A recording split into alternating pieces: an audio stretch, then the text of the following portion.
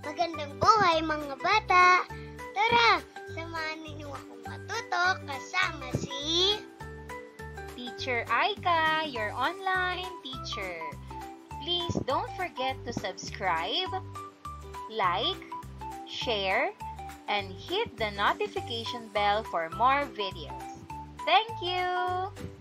Revised K-12 Curriculum, GMRC Grade 3, Quarter 2, Lesson 1, Day 3. Ang ating aralin ngayong araw ay tungkol sa sariling paraan ng pakikilahok sa pamilya. Muli, ako si Teacher Aika, ang inyong online teacher. Simulan na natin! Mga layunin. Una, nailalapat ang mga sariling paraan ng pakikiisa sa mga gawain sa loob ng tahanan. Halimbawa, paraan ng wastong pakikipag-ugnayan nang may paggalang ang bawat kasapi ng mag-anak. Pangalawa, naiuugnay na ang mga sariling paraan ng pakikilahok sa mga gawain ng pamilya ay nakatutulong sa pagkakabuklod-buklod at pagpapatatag ng ugnayan ng bawat kasapi ng pamilya.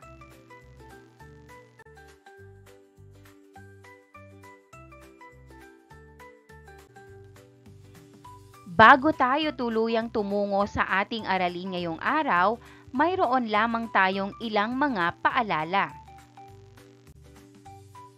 Umupo lamang ng maayos at subukang huwag gumawa ng kahit anong walang kinalaman sa ating aralin. Makinig na mabuti at subukang makibahagi sa abot ng makakaya.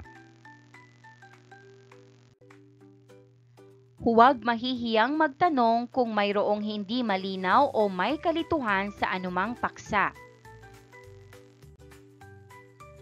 Magtaas ng kamay kung may nais sabihin.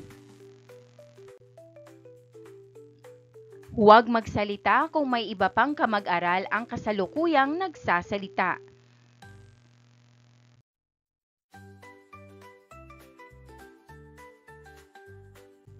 Suriin ang larawan.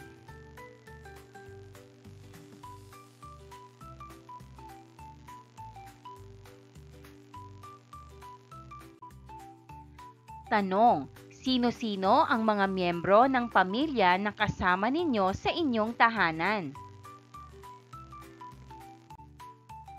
Ano ang mga gawain sa tahanan ang ginagawa ng bawat isang kasapi ng inyong tahanan?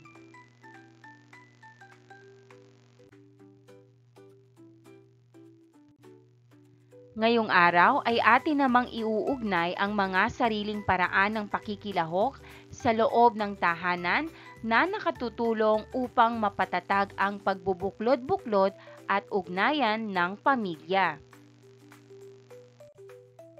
Sa ating pag-aaral ngayong araw, mahalagang mapag-isipan kung papaanong ang mga sariling paraan ninyo ng pakikilahok ay nakatutulong upang mapatatag ang pagbubuklod-buklod at ugnayan ng pamilya.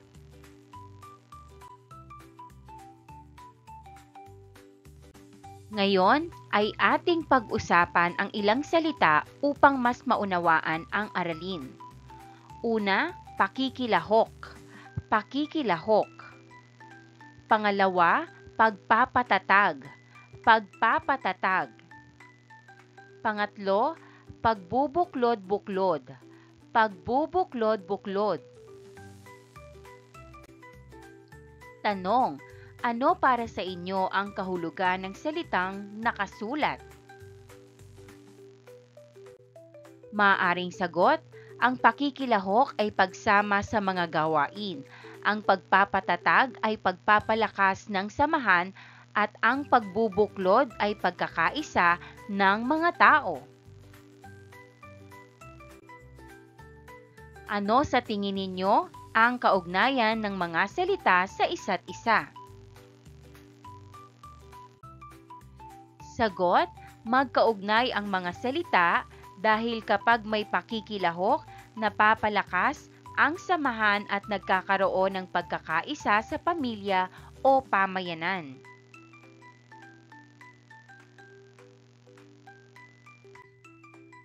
Halimbawa ng mga kasapi ng kanilang pamilya maliban sa sarili. Magulang, tatay at nanay. Kapatid, lolo at lola. Tito at tita. Pinsan. At iba pang kasapi ng pamilya.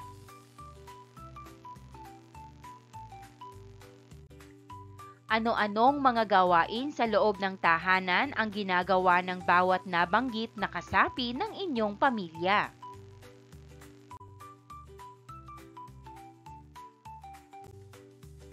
Basahin ang maikling sanaysay na pinamagatang Ang Tahanang Abala.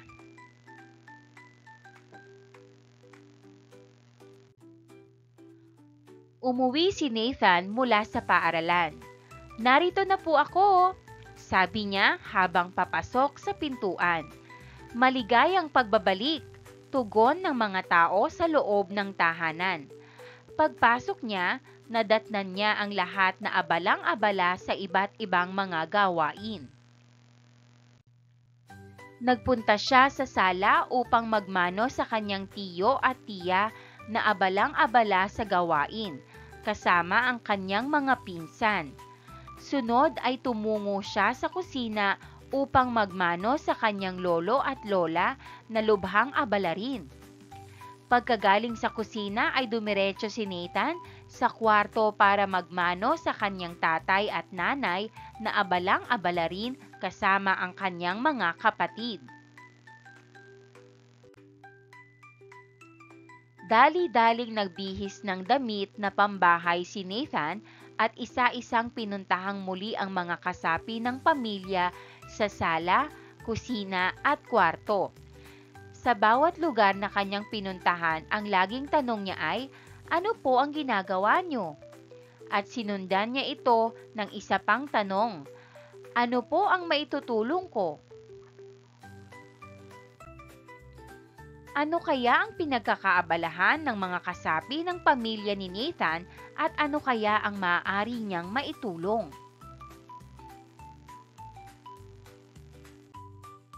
Paano kaya nakakatulong sa gawaing bahay kasama ang mga kasapi ng inyong pamilya? Maaring sagot, tumutulong ako sa pagwalis, pagligpit at pag-aayos ng gamit sa bahay.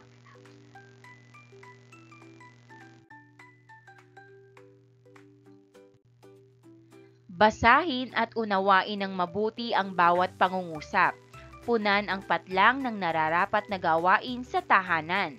Sundan ang halimbawa sa ibaba. Isulat ang tamang sagot sa sagutang papel.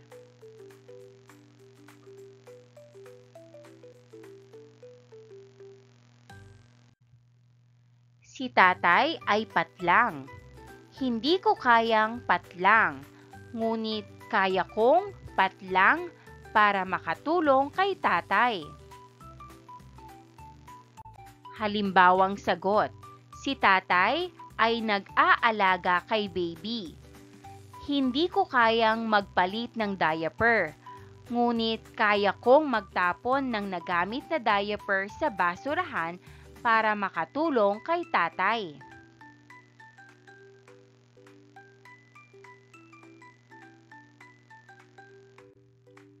Sagutan ang mga sumusunod. Si nanay ay patlang. Hindi ko kayang patlang, ngunit kaya kong patlang. Sagutan natin. Si nanay ay naglalaba at nagluluto. Hindi ko kayang maglaba ng marami, ngunit kaya kong magligpit ng kinainan para makatulong kay nanay.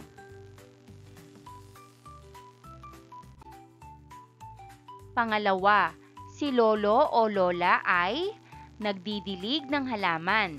Hindi ko kayang buhatin ang mabibigat, ngunit kaya kong magwali sa bakuran para makatulong kay lolo at lola.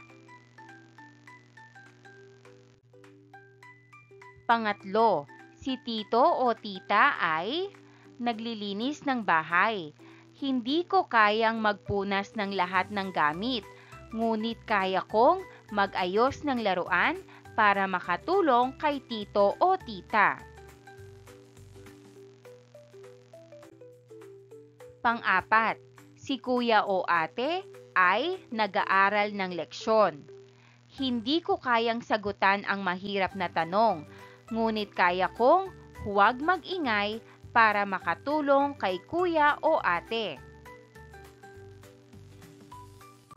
Panglima, si pinsan ay nagliligpit ng mga damit. Hindi ko kayang tiklopin ang malalaking tuwalya, ngunit kaya kong mag-ayos ng sarili kong damit para makatulong kay pinsan.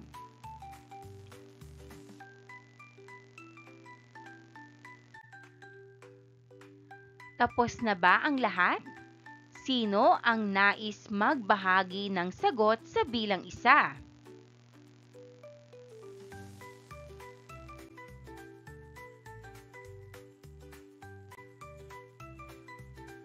Punan ang unang patlang sa pangungusap ng kasapi ng pamilya. Punan ang ikalawang patlang sa pangungusap na gawain sa loob ng tahanan na ipinapangako ninyo na gagawin mamaya pag-uwi sa bahay hanggang kinabukasan bago pumasok sa klase. Siguraduhin na ang ilalagay ninyong gawain ay kaya ninyong tuparin. Pag-uwi sa bahay, gawin ninyo ang naipangako ninyong gawain at ibahagi ang inyong karanasan sa klase kinabukasan. Isulat ang iyong tamang sagot sa sagutang papel. Number 1. Tutulungan ko si tatay na maglinis ng bakuran.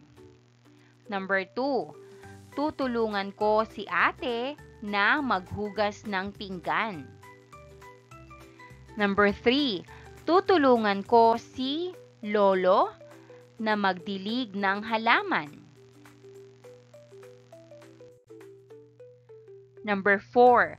Tutulungan ko si tita na mag-ayos ng mesa. Number 5. Tutulungan ko si kuya na magligpit ng laruan.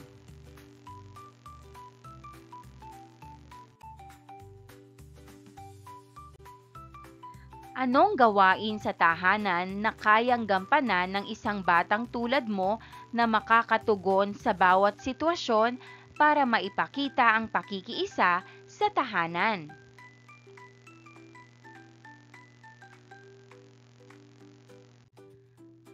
Basahin natin at sagutan.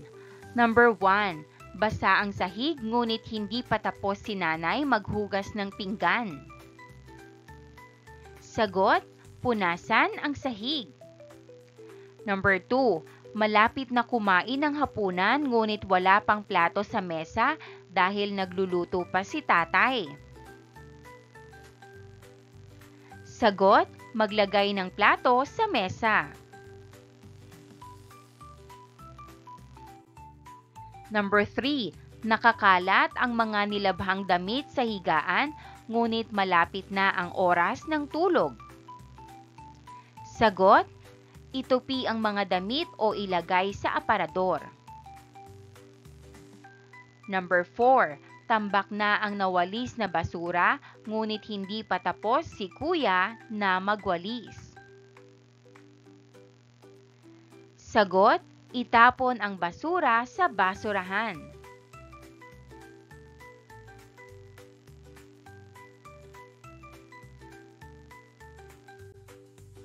Number 5.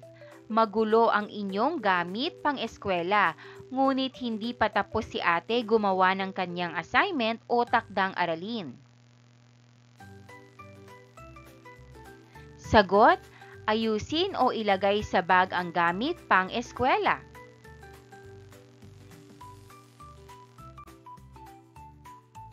Bakit ito ang iyong sagot?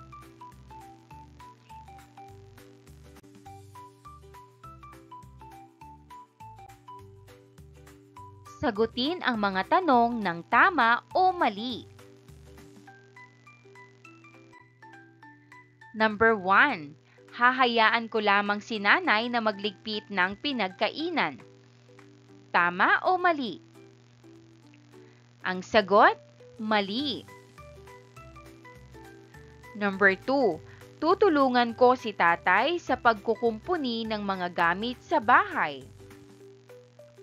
Tama o mali? Ang sagot, tama. Number 3. Mahihiga lamang ako kahit makalat ang bahay. Tama o mali? Ang sagot, mali.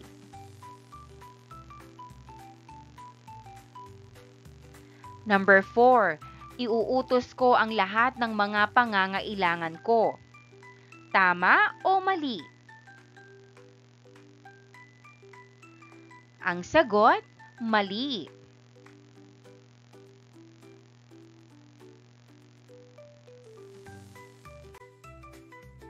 Number 5.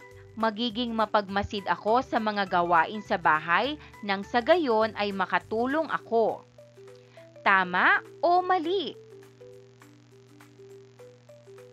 Sagot, tama.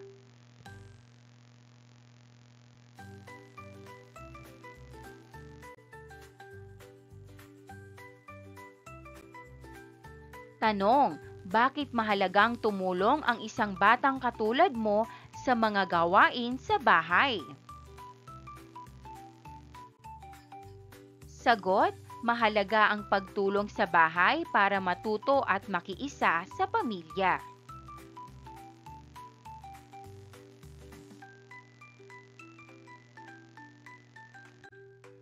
Ano ang maidudulot ng pagtulong mo sa mga gawain sa bahay?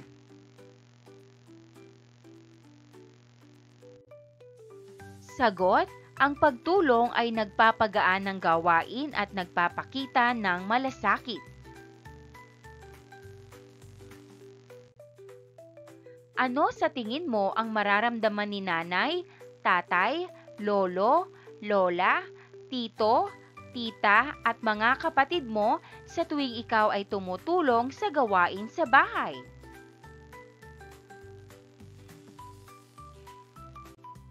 Sagot, sila ay matutuwa, magiging proud at mararamdaman nilang mahal mo sila. And that wraps up today's lesson. If you enjoyed this video and want to see more content like this, don't forget to hit the subscribe button and ring the bell so you never miss an update. Thanks for tuning in.